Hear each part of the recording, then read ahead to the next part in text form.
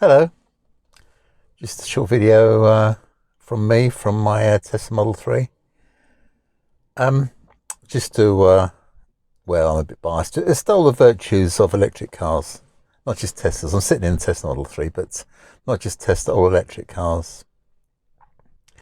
I've got a big hang up about range. Range is because an electric car, range is everything, and it can't be overstated. Because a lot of journalists say, "Oh, 150-mile range is fine." Well, it's not fine, is it? Because that means your electric car is not replacing a fossil car, and that's vital. And there's some electric car fanatics who have got two cars, a fossil car and an electric car. No, I don't like that, because that's completely missing the point. You should have one car. Or if you're going to have two cars, you need two cars, you should have two electric cars. There shouldn't be this hang up on fossil cars, especially when people come on YouTube to talk about the huge advantages and the wonderment and how great it is to have an electric car, and then they have a fossil car as well. Don't like it. I mean, I just saw a guy the other day, and he's just brought a Tesla long range Model 3, very nice. And he's very, very pleased. And he said very nice cars as well, top of the range cars, and he's very pleased with it.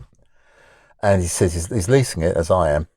But because he's thinking of the future, he said, well, maybe things might change in the future. We might go over to liquid gas or a hydrogen and I can't believe it. He's extolling the virtues of electric cars, as I do. Because the power comes down a cable that every home has got. Nice and easy. The perfect solution is electric car. I say it's a bit annoying to me because there's someone standing right next to me shouting their mouth off. I don't even hear it. You can see him on the screen. Anyway, that's beside the point. Yeah, so they've got an electric car and they say how wonderful it is and it's a perfect solution. And then they think about, what about doing something else? Why do you want to do something else? Hydrogen, you've got to store it, you've got to make it. You've got to supply it to the gas stations. It's explosive. I don't get it. People got something which is great, and they think, and they actually know it's great because they're driving around with it, and then they're looking for something else. So I just find it a little bit irritating. Yeah, irritating. I mean, it'd be nice. I would say 400 or 500-mile range. That would do it. That would completely knock out fossil cars completely.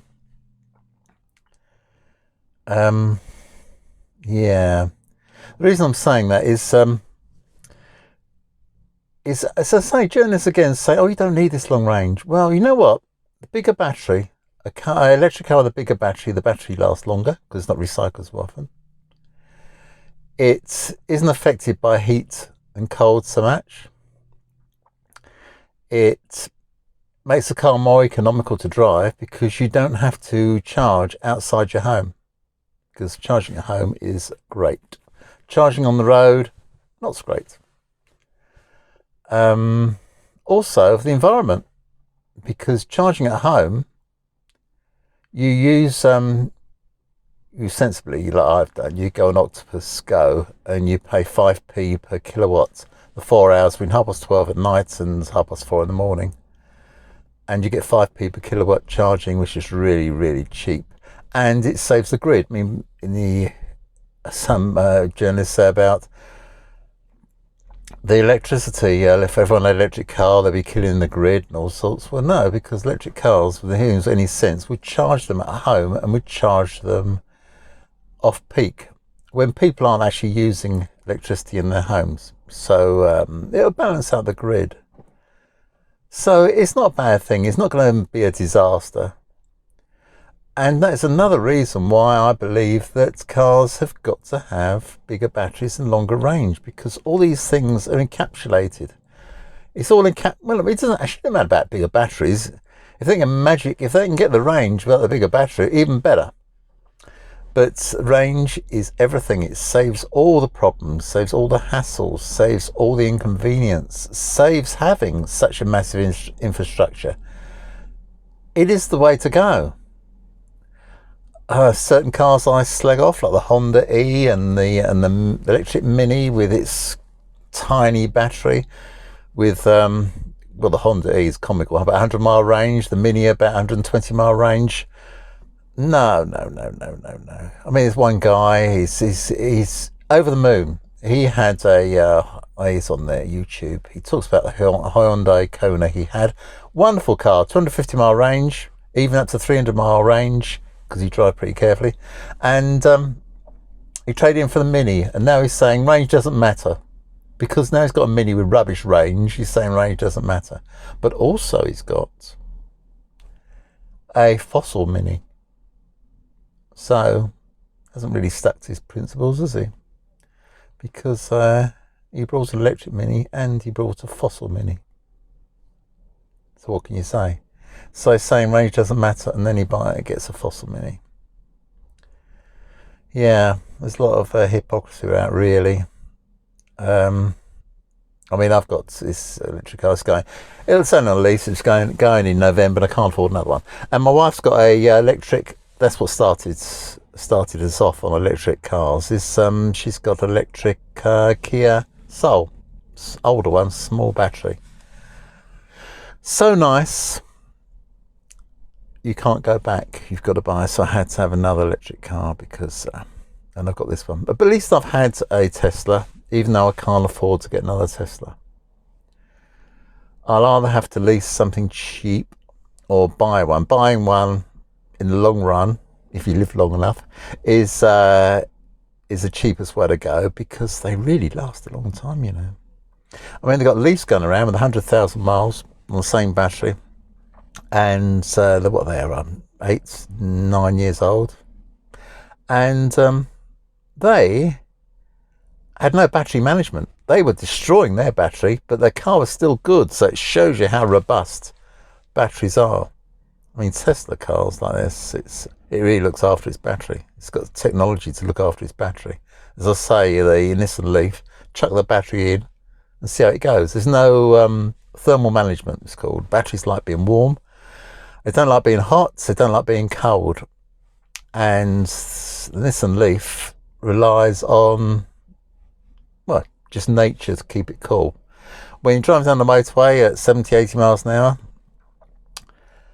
battery is okay because the wind is rushing around it. It's cooled by nature. But then you get to your charging point, to your supercharger, and then the battery is actually while you've stopped, is getting hot. It's heating up, and then you're charging it as well. It's getting really hot, and then it doesn't really want it. It charges really slowly, and not only that, it's a distraction to the battery, because the battery is overheating. It's even got a temperature gauge in it, in the Nissan Leaf, and I don't know if any other electric car's got this, to show the temperature of the battery, which is a really weird thing because there's nothing you can do about it. In the old days, you had a temperature gauge in your fossil car and it shows you your engine was hot. So what would you do?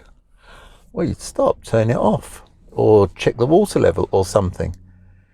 In the Nissan Leaf, it's got a temperature gauge. It shows your battery's hot. There's bugger all you can do about it. It's just, oh, well, it's hot. And it don't cool down quick. They don't say, oh, I'll turn it off for half an hour to cool down. No, it takes hours, many, many hours for a battery to cool down. But that's why nearly all electric cars now have got battery management. It's a vital ingredient. But Nissan didn't want to splash out, didn't want to spend the money on looking after the battery. They'd rather spend the money on reversing cameras and rubbish like that. Oh, reversing cameras, I don't get it. And electric seats, oh my God, what's the bloody point? I don't really see electric seats as anything great. I like electric heated seats, but electric moving seats, bloody hell, what on earth are you on? I mean, this car's got it, but I could do without it. Yeah, and I could do without, this car hasn't got a heated steering wheel, and my wife's got a Kia with a heated steering wheel. Now, I quite like the heated steering wheel, and that's a nice cheapy thing. But this Tesla has got electrical adjustment on the steering wheel, which is a little bit silly because the steering wheel's quite close to me. I'll touch it right now. I can adjust that without electricity, you know. I'm pretty close. It's not far away. I can do it. Yeah. So it's me moaning and rambling on again.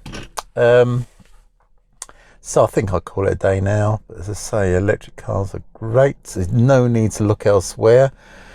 Battery technology is everyone's got to concentrate on that battery technology. Nothing else matters. All the rest is perfect.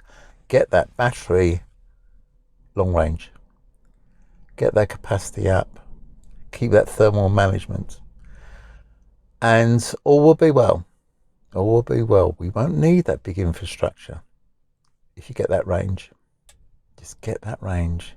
Or get together with and the people here. Some people, of course, live in flats. I can't have an electric car because I haven't got a plug to plug it in. I can't charge it at home. And they're absolutely right. And the infrastructure is not that great. So they're right again. Got to get friendly with your friends, neighbours. Because charge at their home. Let's get a bit of community going. Let's charge, drop the car at their home. Let's get it together. Let's get community together and help each other out with this stuff because it's doable. Anyway, that's me moaning on. I'll see you soon. Have a good one. Bye bye.